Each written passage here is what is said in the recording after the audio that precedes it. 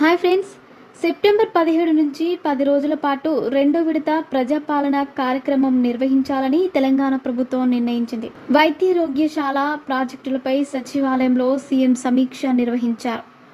Ration కార్డుల జారీకి అర్హతలు, విధి విధానాల కోసం ఇప్పటికే కేబినెట్ సబ్ కమిటీ ఏర్పాటైంది. మరోవైపు రాష్ట్ర ప్రజలందరికీ సంపూర్ణ ఆరోగ్య వివరాలతో హెల్త్ ప్రొఫైల్ కార్డులు ఇవ్వాలని ఇప్పటికే ప్రభుత్వం నిర్ణయించింది.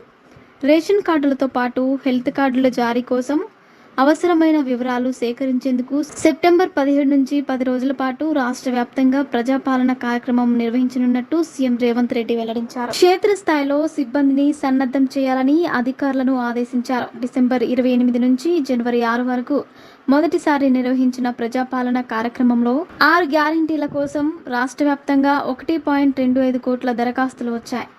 గోషమహల్లో తలపెట్టిన కొత్త ఉస్మానియా ఆసుపత్రిపై కూడా ముఖ్యమంత్రి సమీక్ష నిర్వహించారు. రానున్న 50 ఏళ్ల అవసరాలను దృష్టిలో పెట్టుకుని కొత్త ఉస్మానియా ఆసుపత్రి నిర్మాణం కోసం భూబదలాయింపు ప్రక్రియ, డిజైన్లు, ఇతర ప్రణాళికలను వేగంగా పూర్తి చేయాలని ఆదేశించారు. భవిష్యత్తులో ట్రాఫిక్ ఇబ్బందులు తలెత్తకుండా రోడ్ల అనుసంధానానికి ప్రణాళికలు చేయాలని చెప్పారు. గోషమహల్లోని సిటీ పోలీస్ అకాడమీ ప్రత్యామ్నాయ స్థలాన్ని కేటాయించాలని సీఎం రేవంత్ రెడ్డి ఆదేశించారు. మరిన్ని ఇంట్రెస్టింగ్ అప్డేట్స్ కోసం మా ఛానల్ని సబ్స్క్రైబ్ చేసుకోండి.